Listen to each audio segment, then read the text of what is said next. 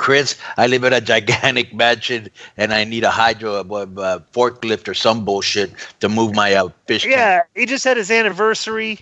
Yeah. He just posted on Twitter that had the anniversary of his introduction to his wife. He had 3 kids with, and he still treats you with a tremendous amount of disrespect. He's kind of, you know what he is? He's an asshole. Do you think there's a little bit? Is there still any residual heat from the time he made various attempts to apologize for saying he never worked in the attempted to apologize. It was all work.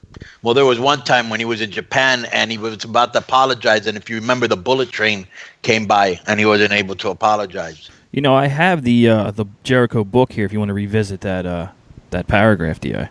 What does it say? Blah blah.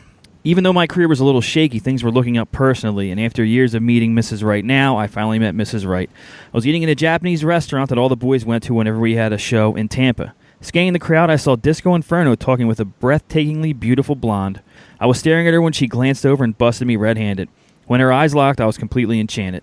But the fact that she was talking to Disco was a warning sign for me, because whenever you saw one of the boys talking to a good-looking girl, chances were that something had already happened between them or was about to.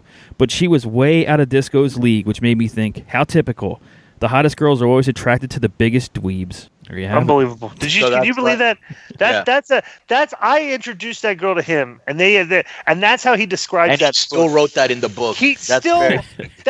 That scenario that played out where the meeting. Why was it necessary to cut a promo on me to describe the introduction to his wife? Why was that? Explain to me why that was necessary. I will say this. That is why he's A, on the list, and B, over with me.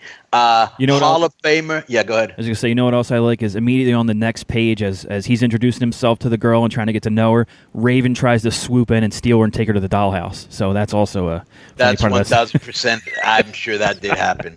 That's awesome. That is Raven. Do you know that show, That's So Raven? That is so Raven. That's So Raven, yes.